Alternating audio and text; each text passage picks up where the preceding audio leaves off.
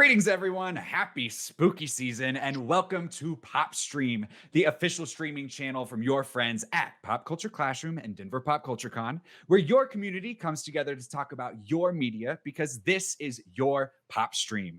I'm your host, Matt Slater. You can find me at Matty Slay on Twitter and Twitch. And today we've got episode 2 of the PopStream AV Club, the show where we talk film, TV, and video game goodness. And today's topic of the show is an especially nerdy one because we are Pop Culture Classroom. We have to be super nerdy. So now we're not just talking horror today. We are talking about horror adaptations. And we'll get to that a little bit later in the show. But first, joining me again for episode 2 of the AV Club is Faith OJ Boobo. Hi. Also, boo. Boo. Happy Halloween. I love your hat over there, Faith. Thank you. I'll kind of I'll move it over there. So for any of our audio listeners, it is a giant, oversized Nightmare Before Christmas hat, a la what you might find at Hot Topic. And also joining me for the AV Club is Sydney Haven. Hello. How are you today? Almost Halloween. Almost. Good. We're close. We might Close. make it. And then today we have our second esteemed and expert guest for the AV Club. And I got to look at your credentials here because there's a lot of them. Screenwriter, TV host, reviewer, festival screener, and horror expert, Mikayla Daniels. Mikayla, did I get it all? I think that's probably all I gave you. Hopefully more. You're like, I got 5 others I can pull out of my back pocket. Yeah, I literally just wrote up a thing about the things that I've done in film in the last 5 years, and it's like 3 pages long already. Yeah, it's been great. A film that actually I recently worked on called Night of the Witch. It's a short horror film. It's in film festivals right now. I was a first AD on it, so really proud of that being out. And I also started a horror podcast called Death in Alaska. So you can find that on sort of any podcast platform. And I just many sort of the of same 5 platforms you can find this show. Yes, pretty much. Yeah. And basically I kind of go over a haunted or creepy place in Alaska, give a little bit of the history, and then tell a ghost story. And I think the 3rd episode's going out tomorrow. So. Oh, rad. That sounds awesome. What's been like the most surprising thing that you've learned in doing research about these ghost stories? That I worked at 2 haunted hotels. Like I only worked at like 4 places in Alaska and 2 of them were haunted. So. Oh my gosh. And you never encountered anything while you were there? You learned about it after the fact? Well, you'd have to listen to the podcast to find out. So. You are a professional. I love that.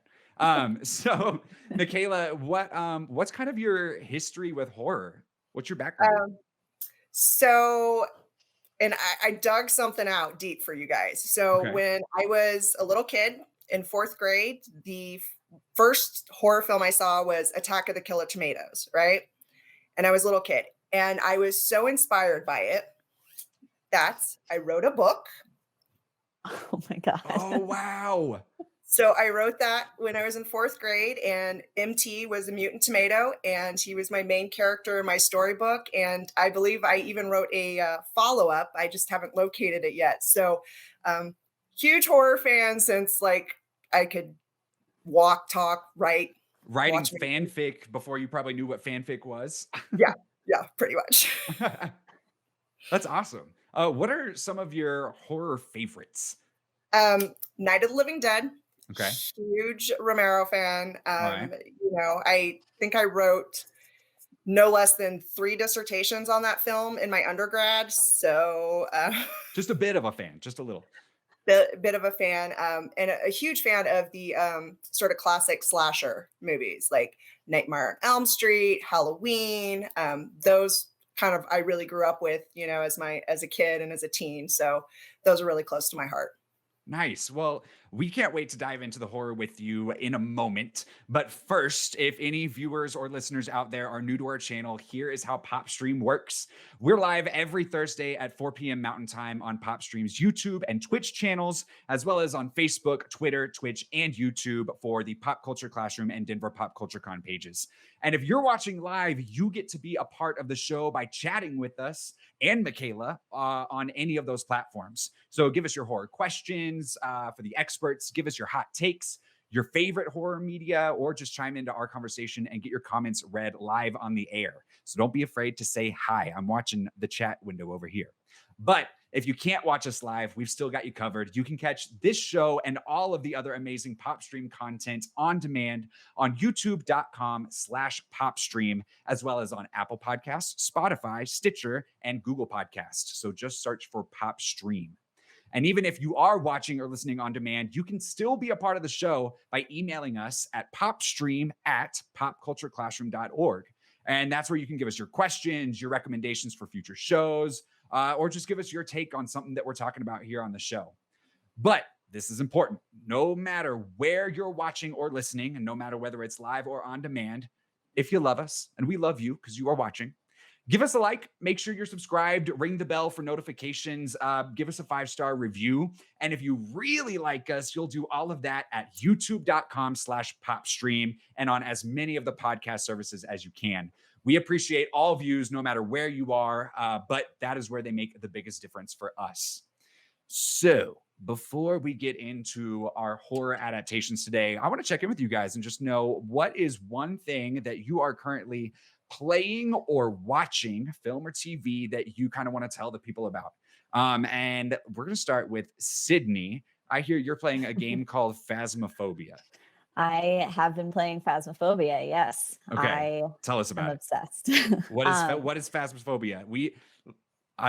I'll get to, we're going to play some of it tomorrow. You get to see us be very, very scared tomorrow. But what is Phasmophobia for anyone who's never heard of it?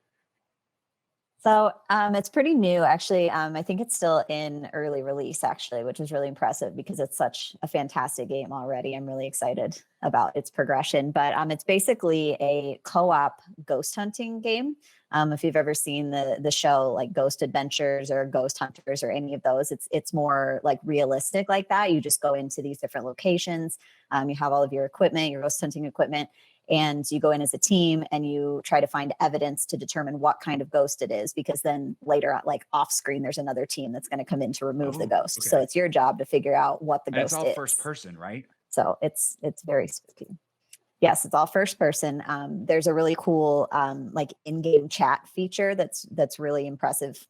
In my opinion, it's like proximity. So if you're in the same room as your team, you can just talk, you can do local chat.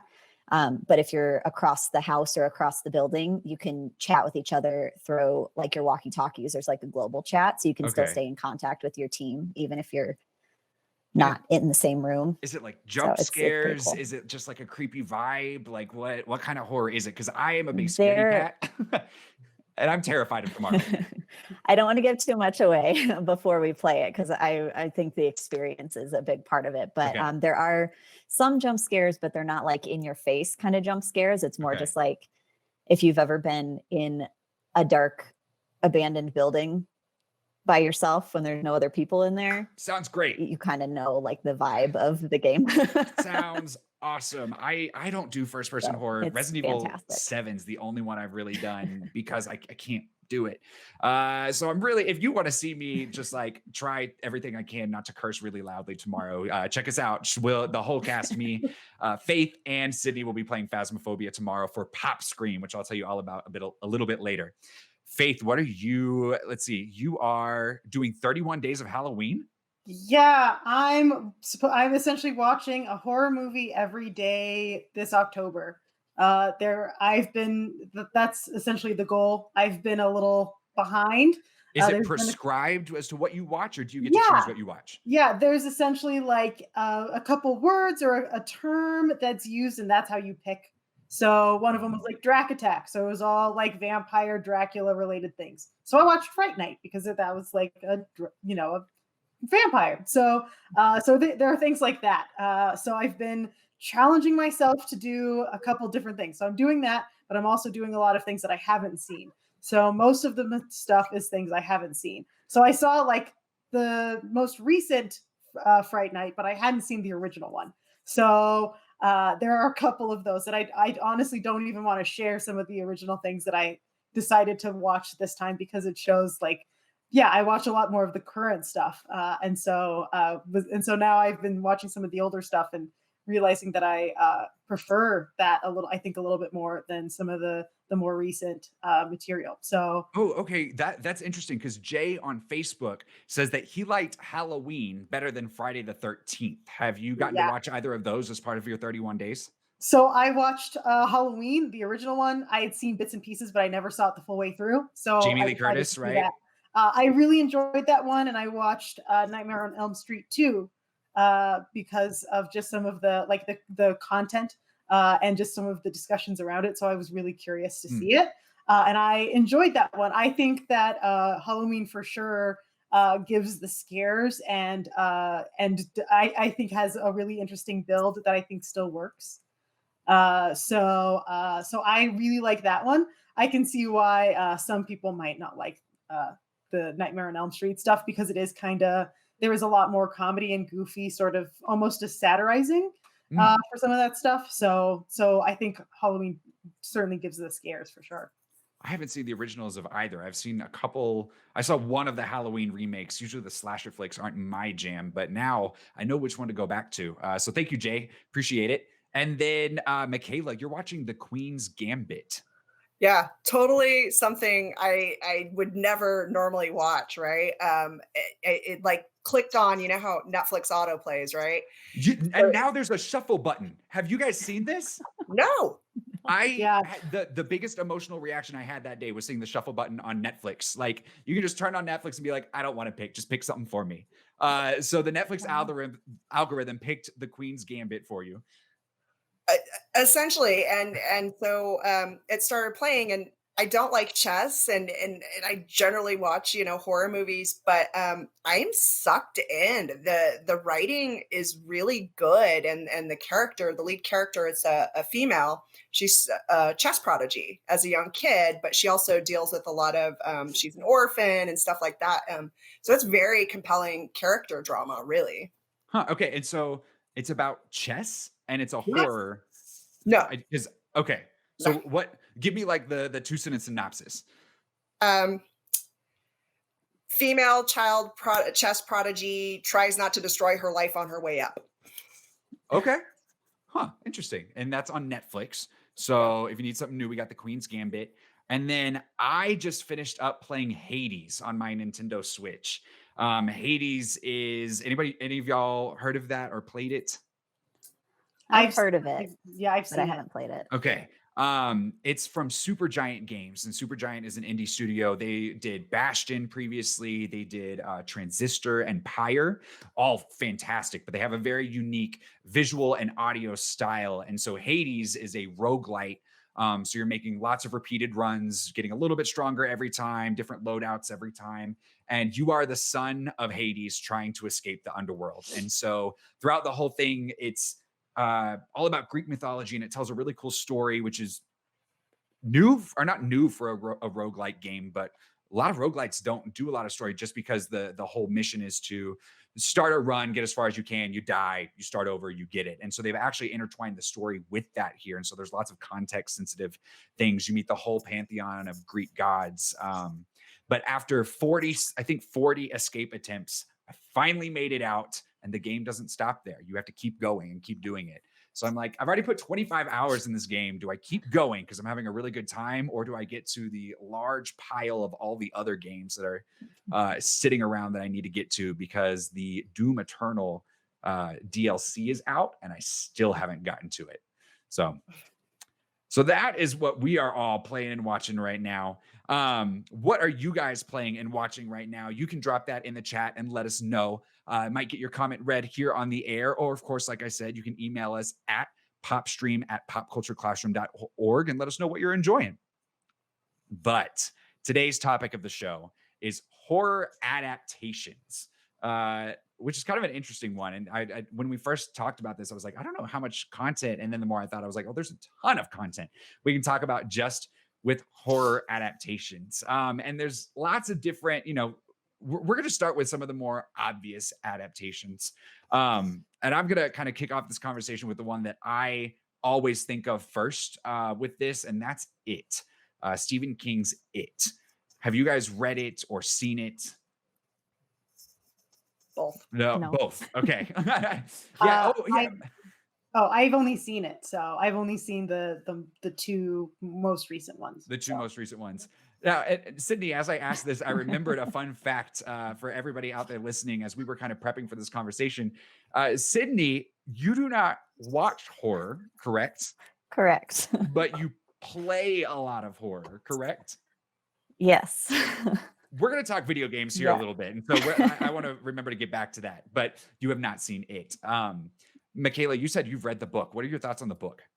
Oh, the book is a masterpiece. I mean, it's really creepy. I read it before the original It miniseries had come out. The 1990? Yeah, which I love the miniseries too, because Tim Curry, like, it's Tim Curry. Let's face it. I I disagree. I agree with you on that. I love the book. The book is actually one of my top 5 favorite books of all time. I listened to the audio book, which is 50 hours long. It's insane, but it's so well told. And the way that they link the story between the kids and the adults is really makes it something special. But before the new remake came out, my husband and I did watch the 1999 or the 1990 and it was terrible. It was Well, so bad. so you also have to remember context, right? Of Sure. like when TV it movie. came out. And, Yeah, and, yeah. and, you know, it was a big freaking deal when it came out Mhm. because, you know, you didn't do that. You didn't have, it was on I think like ABC, it was on a major network, right? And it was over 2 weekends, this mini series. So even back then, like horror was not being put on television like that. So the reason why I like it so much is because it was really kind of fresh and new for that Mm. time. And it really kind of opened up television to the horror genre in a way that we really hadn't been doing in television before. So That's think interesting. about So, context. yeah, I mean, that makes sense for sure. But oof, there are some moments there. You get Seth Green as a little child. That's, Oh yeah. always fun. Yeah. But yeah, it was tough to watch. It was I mean, especially with technology today, and then even comparing it to the new It, right? I mean, you're talking, you know, completely difference in special effects and just right. what we can do with the camera. So while watching it now, the original, yes, it's very cheesy and some of the, you know, practical effects and stuff, you're just kind of like, oh, that's dumb. But it was a pretty big deal when it came out. So we always have to remember that when we're watching older things. Right. What so I still don't have very high opinions of the remake either, unfortunately. The first one was a little bit closer, but chapter 2, it really, I don't know. What do you guys think? I guess that might be me a little bit. I know kind of what happens in the books. You know, I've read little synopses or different things. Sure. I've not read it. It is a thick one, and so I haven't sat down and decided that I'm going to take on that sort of task. It's a But beast, but ooh, it it's worth is. it. And so I recognize that like that's probably something in order to add to my reading and my knowledge. But I really enjoyed the first one for sure, and liked the second film as well. I don't know if it was as good as the first one. I think the first one was really solid. But I think I liked some of the character progression, and I think that's kind of Mm, what Stephen King excels at, is like a lot of this character progression and recognizing like the cycles that people get into, and how to, and breaking the cycle is essentially like also how the horror stops. So I find those things interesting. I find, how Pennywise returns in the second one very fascinating. I don't know if we want to get into spoilers. I know we try not to, so I won't get too much into that. But it's been that's out a like, while. that's an important part of that too, of like that something so terrible has to happen for something to be released. And so I think there are these like really interesting things that are there. I think the actors were really solid. I don't like, so I think there could have been like maybe another check through, the writing and things like that, and that might have just made that just kind of right over the top. So, but it's a good horror film for the period of time that it's been set up, and it's a fun kind of watch. Yeah. AT McLaughlin on Twitch says the remakes nailed the tone of the book, but fell flat in other areas. And I kind of agree with that. Some of the tone is definitely better. And the end of chapter 2 of the remakes is 10 times better than the end of the 1990 miniseries, but it's still so far from the book. And I get it's necessary. That's a hard book to adapt. So I'm gonna hold my breath for like the HBO 10 episode series. I think that'll be the closest we can get. Right. What other adaptations do you guys enjoy of like kind of straight one-to-one adaptations from one media to another? The Mist. I mean, if we're talking Stephen King, right? I mean, there's a lot of Stephen King. Right. The Mist, though, man, I gotta tell you, seeing that on screen, that ending gut punched me more than any other film ever has. I haven't seen that one. That and no, I'm thinking of the one where the trees are alive. That's This M. is Night Shyamalan. That's completely yeah, different. I'm that- getting it mixed up. Not quite related. I'm a big fan of The Walking Dead and the many, many different adaptations that they do of that universe because they don't try super hard to stay close. And specifically, the show was good for a while. I left off around season 7, where I think a lot of people did. But specifically, have you guys played the Walking Dead video games from Telltale Games? I have. You have. What do you think? I like them. I'm not super into video games, so only reason I tried them is because I'm a huge Walking Dead fan. Mhm. So I still like the series, sort of better than the games as far as like adapting from the comics. Mhm. Did you read the comics?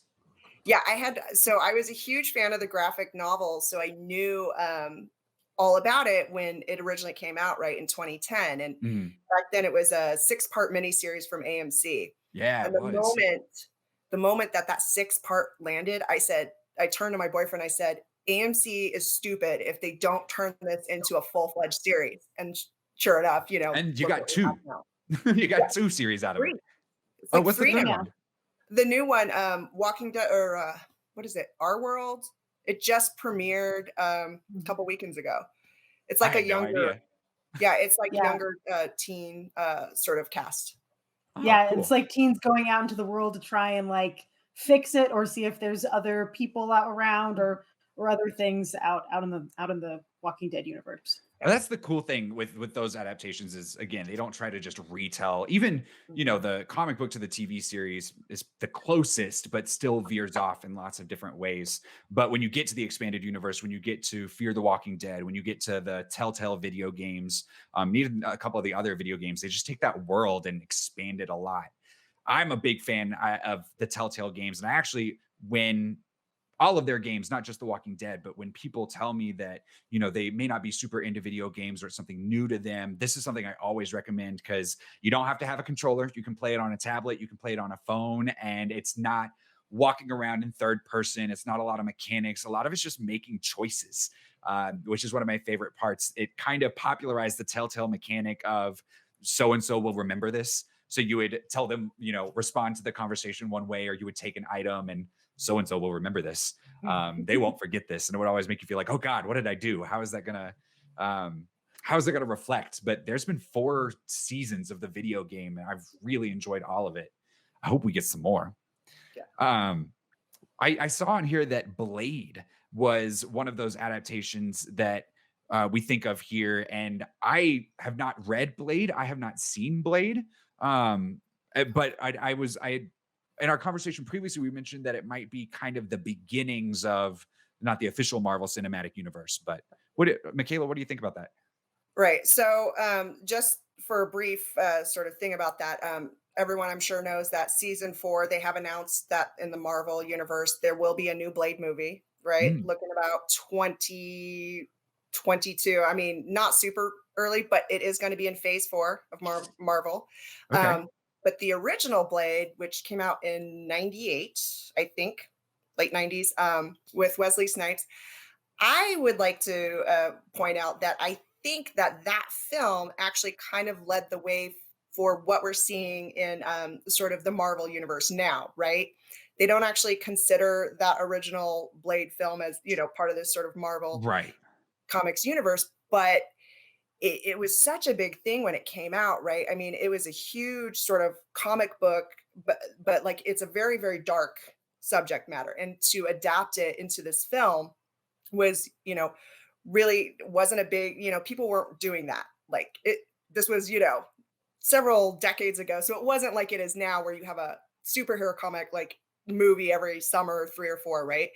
And so when it came out, it was huge. And I think it really set the tone and maybe kind of inspired things like Punisher and Daredevil on Netflix, right? Because those had a Mm. very similar dark tone to it. So I like to say that that original Blade movie kind of paved the way for really what we're seeing with these comic book adaptations into movies now.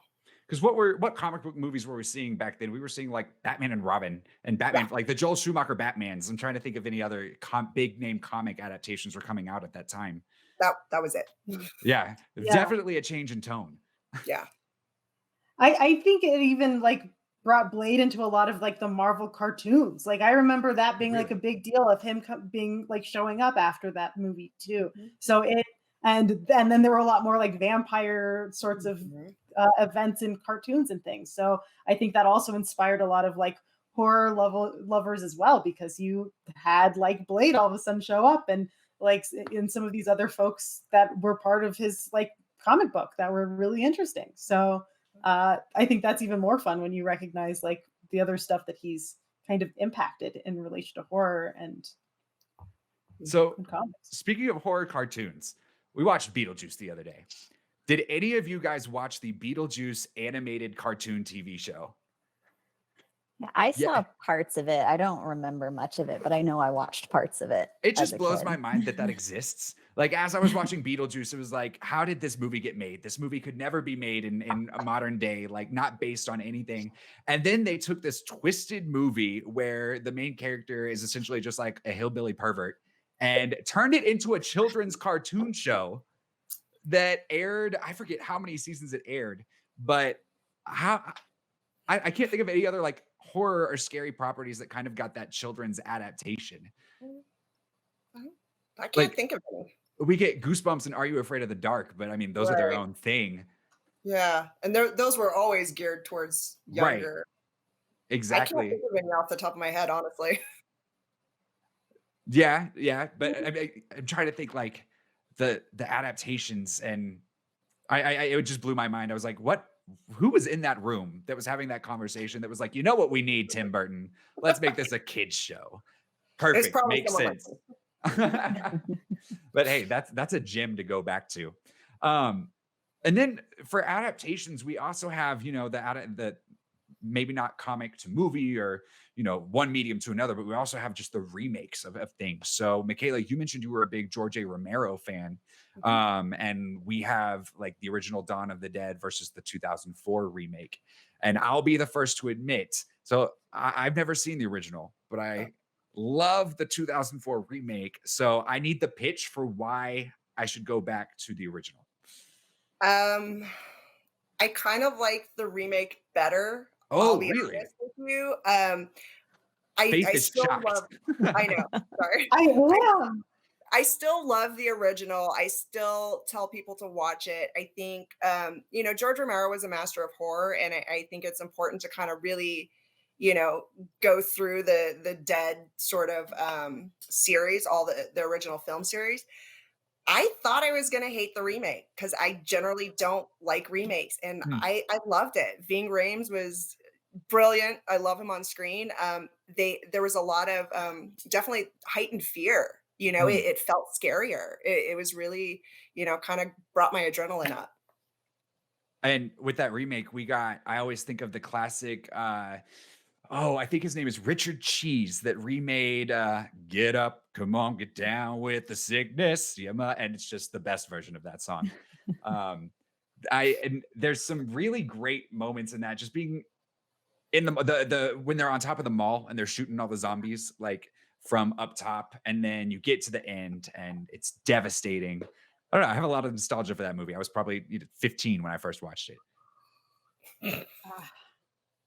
I'm still so shocked. I really don't like the 2004 remake. Yeah, 18 McLaughlin on Twitch says Faith is shook.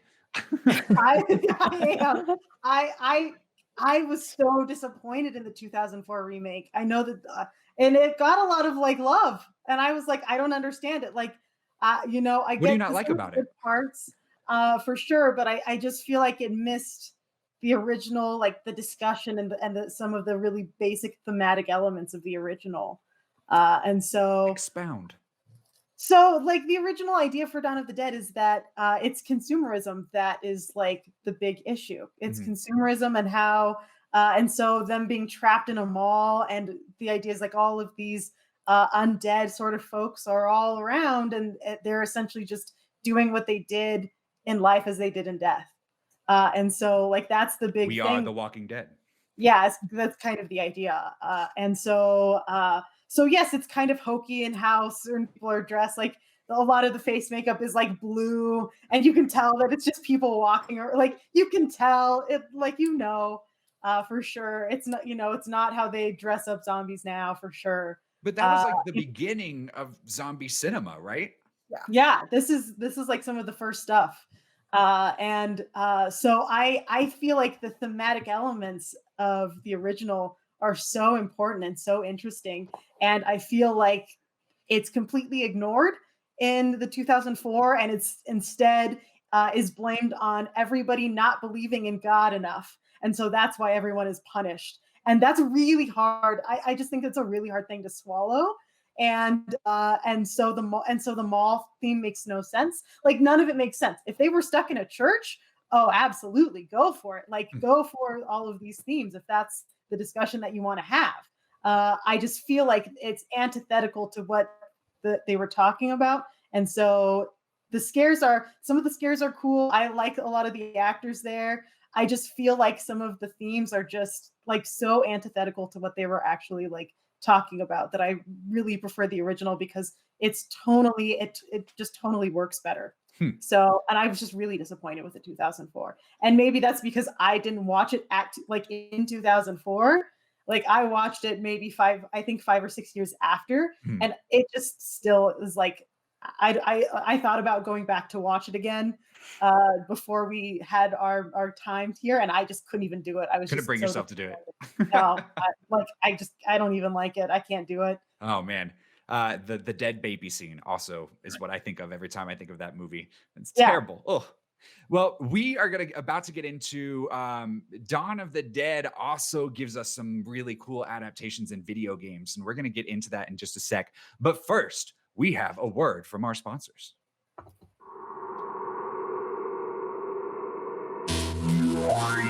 Get ready for a terrifying good time. Coming this Friday, it's PopStream live on YouTube, Facebook, Twitch, and Twitter with special Halloween guests, horror and fiction author Stephen Graham Jones. Scout Comics on creating horror comics. Masks and makeup with cosplayer and PopStream Comics cast member Tara Necessary. The PopStream AV Club cast gets scared out of our wits playing Phasmophobia. The TV guidance counselor Kid Reed talks Halloween week in television in 1990. Join the PopScream fun this Friday, October 30th, and share your favorite costumes using hashtag PopScream. Well, friends, I have no idea if you could hear that audio or not. If you heard an amazing voiceover actor, then which definitely was not me by any means. I don't know how I convinced these people to let me do these things. But if you didn't hear any of that, we do have Pop Scream happening tomorrow, and that is our day-long celebration of the spooky season and a taste of the con experience that we all miss so much. You saw a flashby of all of those amazing panels and artists that we're going to have on tomorrow. We've got Scout Comics, we've got author Stephen Graham Jones, we have cast member from the PopStream Comics giving, oh, you could hear me. So then I'm going to stop here because you heard it. I'm not going to repeat myself. I'm not going to do this work twice. I don't get paid enough for that. All right, here's our next ad. We're going to talk about Pop Culture Classroom's boot camps.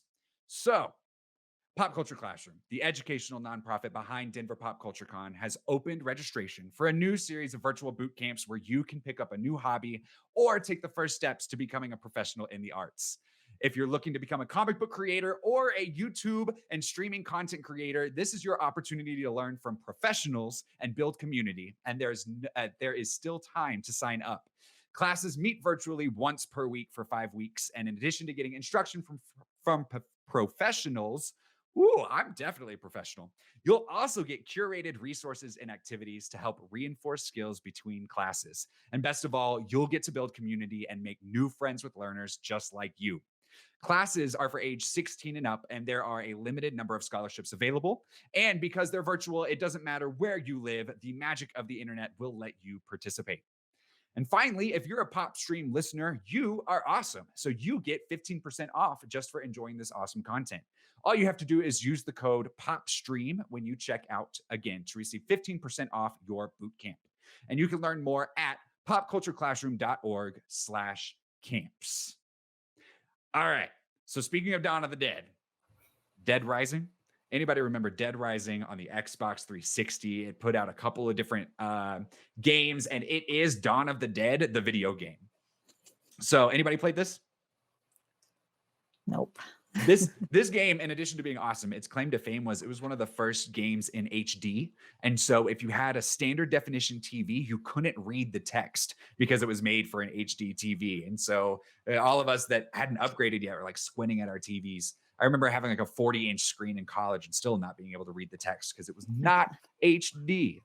But Dead Rising, you are Frank, and he's a photographer, and you go into this mall, and it's run over with zombies, and you can use almost anything in the mall as a weapon and can dress up Frank, your character. And so like you could go put on the Lego hats and run around with like fake lightsabers and beat people up. You could just grab a cash register and beat up a bunch of zombies. But the best part was when you went down into the parking garage and you got in the car and just like ran over as many zombies as you could. But Dead Rising is an example of where we get some ideas from another media that kind of go into something else. So taking the ideas that come from film that have been so popular and put them into a video game.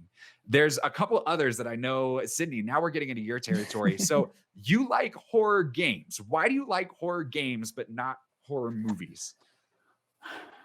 I don't have like a really satisfying answer for that. I think I need you to try. I gotta understand maybe, this.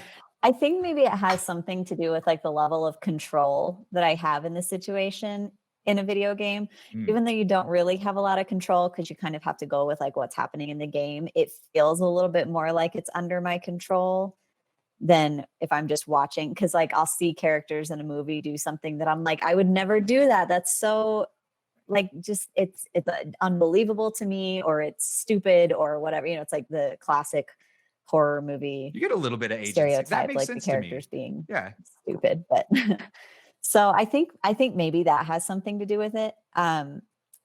Honestly, I don't know otherwise. I don't like being scared. I'm a baby. And you're the one that recommended we play Phasmophobia. I was like, oh, let's play Little Nightmares. It'll be great. And you're like, no, first person horror. And we owed you one for because it's co-op. We owed you one for putting you through the boys. And so this is the payback, I feel like. And if you missed that discussion, that happened on last month's episode of the AV Club, where you can see us talk all about the boys. But one of my favorites that kind of takes all these film tropes and dumps them into one game, Until Dawn. And I believe a couple of y'all have played that before, yeah? What do you think about Until Dawn? Or for the people who don't know, or if they need to know what they should go play, if they wanted to pick out a horror video game, why should they play Until Dawn? Until Dawn is basically an interactive horror movie. I mean, that's what it is. Like, it's not even necessarily an adaptation of anything. It's just like you're watching and playing a horor movie. It's like a choose your own adventure horror movie. Kind of like the Telltale and it's got a lot of and it's got a lot of recognizable actors in it. Hayden Panettiere, Rami Malek is one of the main characters. Yes, he's in it. I'm totally blanking on how I recognized people in it. Now I'm totally blanking. Yeah, you pull it up and you're like, oh, that's that person. But they're very recognizable. It's like, it's so I think of it like B Movie, the video game, like that really bad horror movie. Yeah, Not you not B basically can movie, like, like Liz, the yeah, producer's and you laughing at can me. I'm like, not talking like Ray Romano. Isn't he who's in B movie? I'm talking like not an A movie, it's a B movie. Liz. yeah, and you can like, you're kind of in control of the character's fate, basically. And that's where like the choose your own adventure stuff comes in. Like you can choose the left path or the right path. And if you choose the left path, then the person you're trying to save could die because you didn't get there in time because you picked the wrong, so it's like, it's very And by the end interactive. of the It's very game, cool. there's like 6 characters or 8 characters, and by the end of the game, they can all live or die depending on your choices. So, All of yeah, them. 18 McLaughlin says nobody wants a B movie game, and I'm pretty sure it does exist somewhere. I might have to do a quick Google. It does exist, unfortunately. But yeah, every character can either live or die. So you play as different characters throughout. So it's broken up into chapters, and each chapter you play as a different character. There's some moments where you literally have to be still. So it's on the PlayStation PS4, and the controller is motion sensitive. And so there are certain parts where you literally have to hold the controller as still as possible to not get seen by the monsters. But as far as adaptations go, they take all the tropes, right? So not at one point it's a slasher flick. And then without getting into too many spoilers, it changes from being a slasher flick to a monster flick. You get some good suspense and some good mystery in there. You get the good twists. And you even get like the moment where they go off to the cabin by themselves and they want to go, the boyfriend and girlfriend want to go have their moment in the cabin. And you're sitting there like, why? Why are you doing this? But yeah, if you haven't played Until Dawn, definitely go. Do you have a favorite moment from that game? I'm trying to even think now. It's all great. I definitely, just like in generalized terms, I appreciated it more when it was a slasher flick than it was a monster movie. I liked the monster movie part of the game, but not as much. It wasn't as suspenseful. Well, at that point, a little bit Gosh, of like I don't even know. the magic's kind of been revealed, or not the magic, but like the twist has been revealed. Yeah. I think that my favorite part of that game, I don't know if I want to do too many spoilers for it or anything. It's It's been a out for pretty like old 6 game, years. but yeah. So you're playing as one character and you have to make a choice. There's 2 characters that are about to be murdered in front of you, and you have to choose which one. And your choice obviously affects things that happen later on in the game. But it turns out you don't actually have a choice at all, because one of them is going to be murdered regardless of what you choose. It's the same one. But you don't know that. But that until you choice make still your does choice. have ramifications later on. But then if you choose wrong, it does affect. And it's like you choose between your best friend and the girl you have a crush on. And so it seems like, obviously you'd pick your best friend, but your choice has ramifications later on. So it's right. And you're trying to decide as like I a think that one's saw probably is my going favorite towards moment. one of their faces, I'm pretty sure. Yeah, and there's Yes, a it's time very limit. stressful. Yeah, it's like a quick time event, basically. You have to decide. But that game you can which play one a few times through, because wanna every play. time you play through, if you make different choices, you see different parts of the game, which is super cool. I have a question too. No questions. Yes. No questions. Okay. Well, it sounds like it's a lot like Cabin in the Woods. Does that feel like a similar sort of vibe? Because I haven't played this game, so so you're saying this, and all I'm hearing is like, oh, Cabin in the Woods, and so I was very curious to see if that's a similar sort of thing together. It's similar in the way that it subverts your expectations. Okay. Or it's similar in that it does subvert your expectations, but maybe not in the most similar ways. Okay. That's such a good movie. It is really good.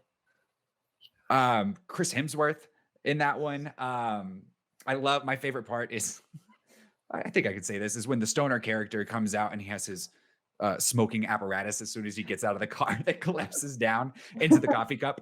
It's excellent.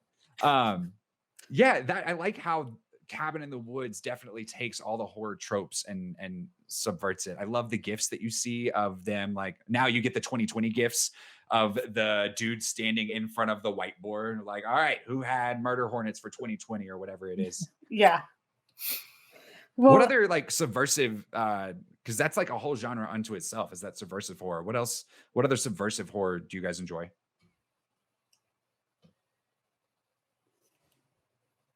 I really enjoyed Lovecraft Country. I don't know if anyone else has seen it, but I really enjoyed this recently. So uh, I don't know how much more I can say about how wonderful it is. It's a really interesting Have uh, you read the series. book? I did not read the book. I'm actually very curious to do that because the series was so fascinating, and so I'm a little hesitant because I am afraid it will ruin some of my expectations and some of the things that I really love about the series. So, What do you, so for anyone who hasn't seen it, why should we watch that? And what is it that you like about it? oh, there's so many things. The acting is amazing. I feel like there are lots of these really interesting twists and turns that you don't expect. Well, so first of all, what is Lovecraft Country? Oh, okay. 'Cause I know who Lovecraft is, but the Yes, posters from this show do not match do quite not what I match know it. of Lovecraft. Yeah. So for I think a lot of us know who H.P. Lovecraft is. And so a lot of his genre stuff is the idea that the out group is kind of terrifying and scary and can change all of the in group. And so that's kind of been his discussions, and that's also kind of his politics.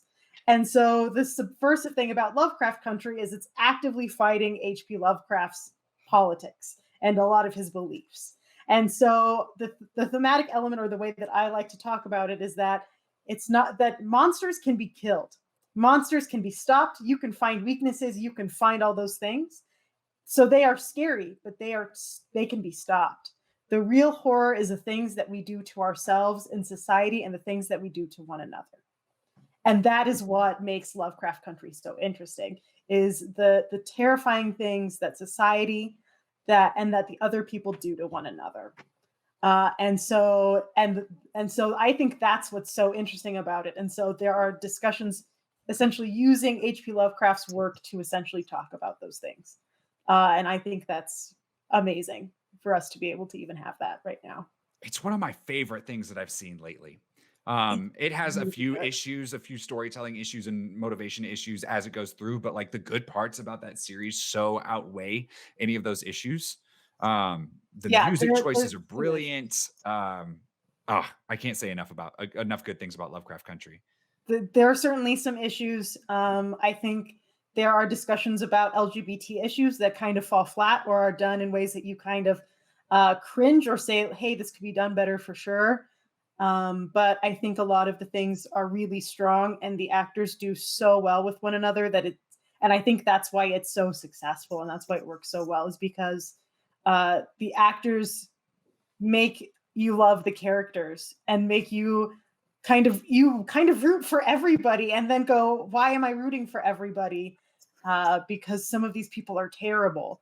And then you recognize that it's also because of society and how society's shaped and formed them. And that's why you can root for them, but also see them as terrible people. So The scene with the red bottom shoes. That gave me some visceral feelings. If anybody out there knows what we're talking about. Also, Liz, you're getting a lot of love in the chat right now. Alex G on YouTube and AT McLaughlin on Twitter are saying shout out to Liz. She killing it. So thank you to Liz on our Twitch. Thank you. Oh wow. Thank you to Liz on the back end. She's doing some awesome work back there. Somebody had brought up Final Girls, which I have not seen. So I need someone to tell me why I need to watch Final Girls.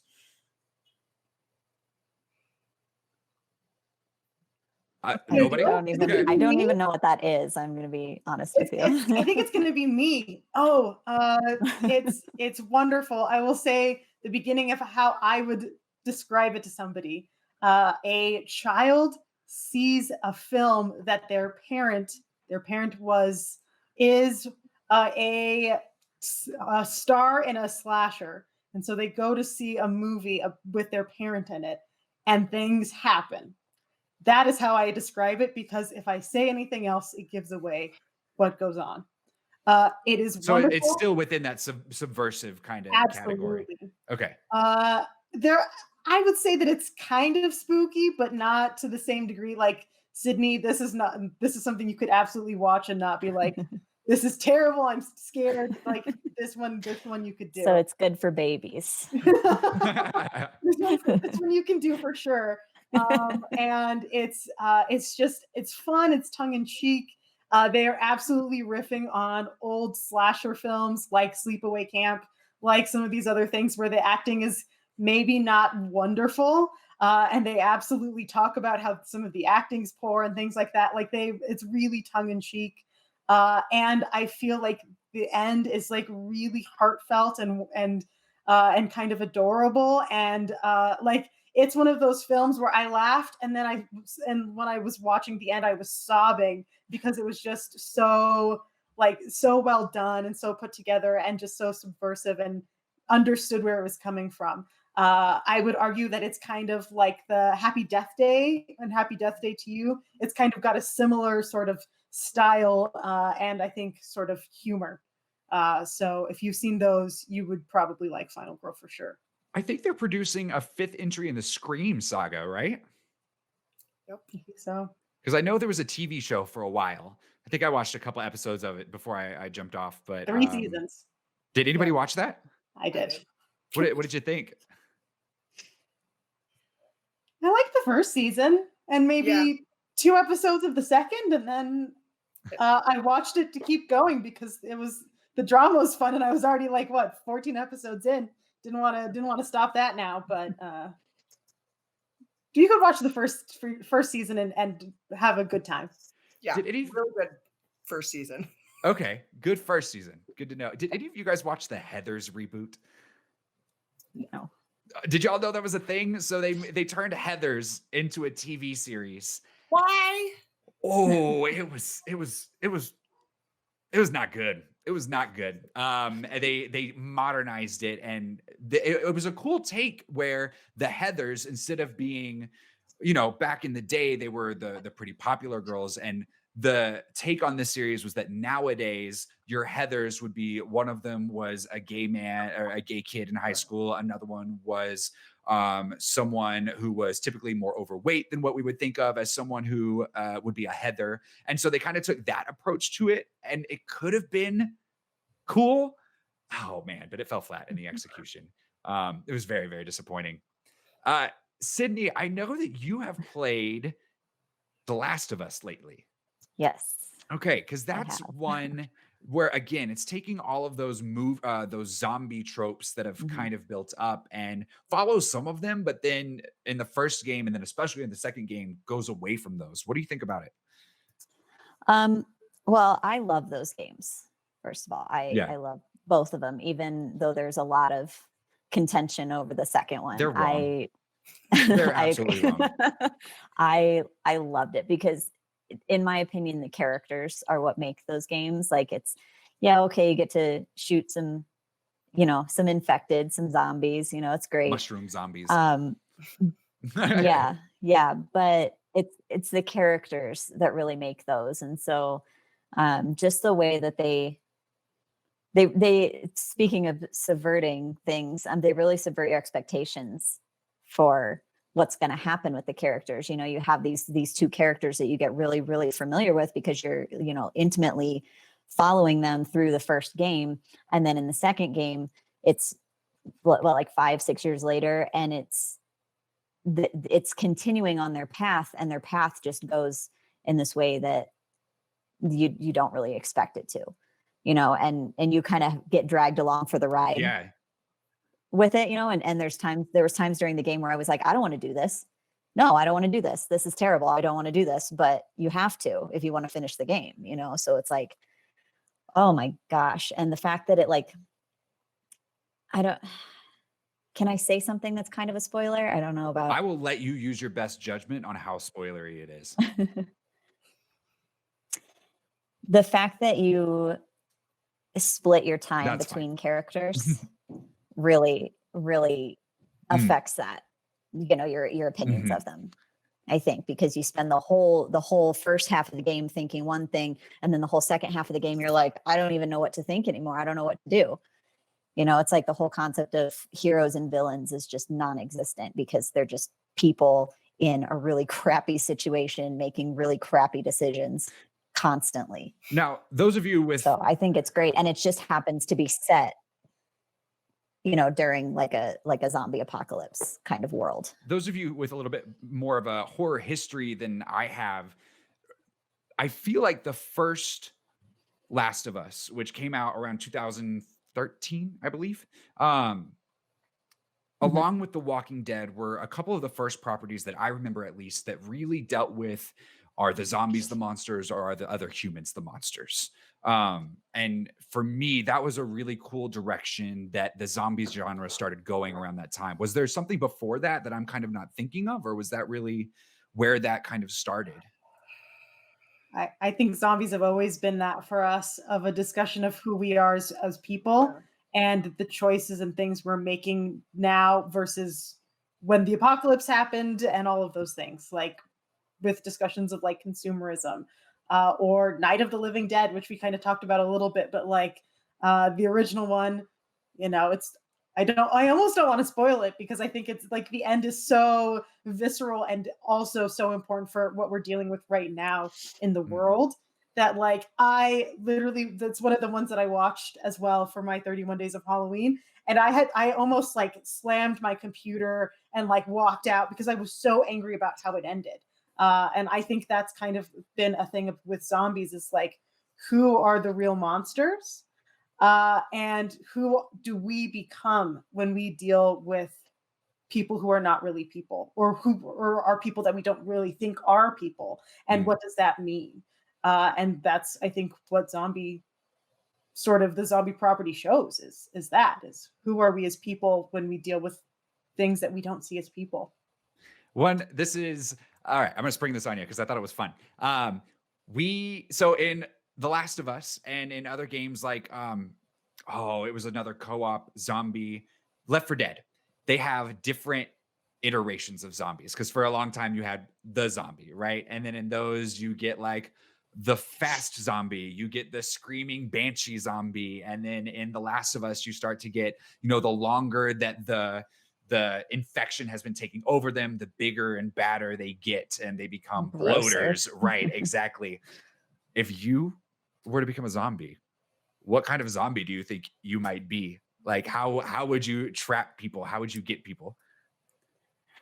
I think if we're going with The Last of Us, because that's like the one that I'm familiar with, there's a new zombie in the new one, in the second one, that like is a sneaky zombie, and it like looks like a dead body, you know, because you find corpses all around as you're playing, and it looks like a corpse, and you walk past it and it like comes out of the wall. That and got me the first time. I think you'd just be like sit like a spider. You'd be sitting in your little fungus web, and then you just pop out. Yeah.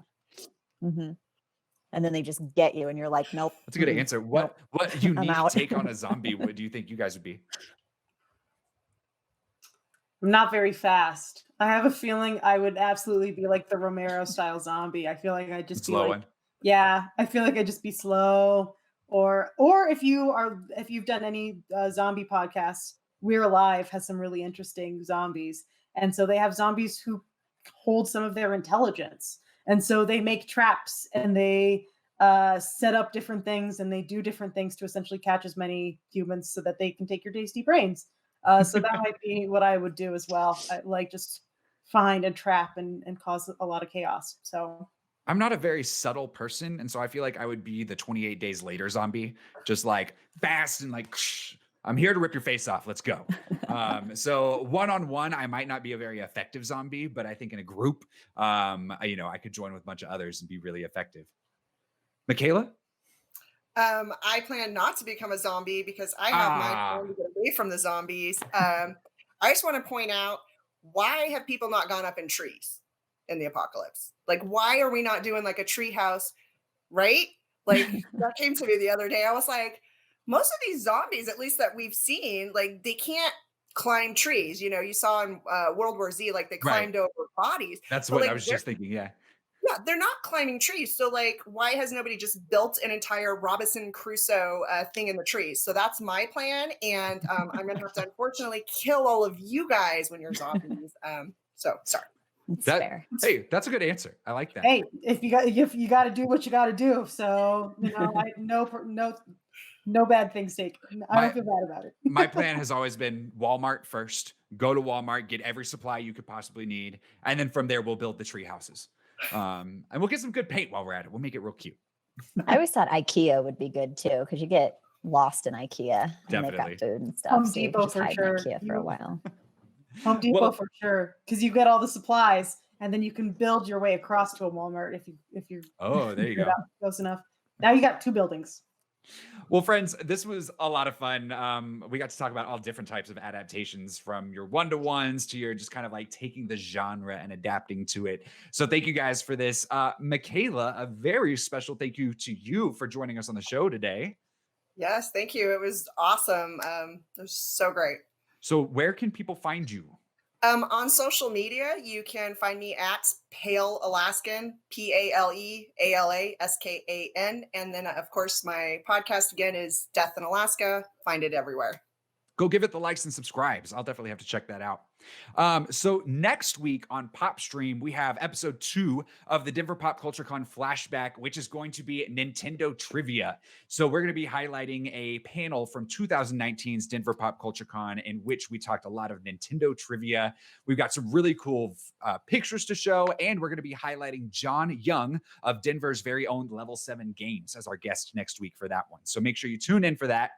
On our next AV Club next month, we will be doing 2020 in review. So all of our favorite films, TV, and video games that actually got released in 2020 and did not get delayed. Small list, but we got a few things to talk about. And in the meantime, don't forget that you can email us at popstream@popcultureclassroom.org with all of your questions, recommendations, and comments on the show. In the meantime, don't forget to catch us on Pop Scream tomorrow. Faith, Sydney, and I will be extremely scared playing Phasmophobia. That'll be real fun for you guys, I bet. Not so much for me. And then if you enjoyed this content and you like what Pop Culture Classroom does, give us a like, give us a subscribe on the PopStream YouTube and podcast channels, and make sure to ring the bell so that you know whenever a new stream goes live and is available on demand. And of course, share it with your friends so that we can help build the best pop culture fan community on the internet. And for all the latest educational pop culture goodness, subscribe to the Pop Culture Classroom email newsletter. Once again, thank you all guys for joining me. Faith and Sydney, I will see you guys tomorrow. Mikayla, thank you again. And to all of you watching and listening out there, stay safe, stay healthy, go vote. And until next time, this has been your Pop Stream. Now go love each other.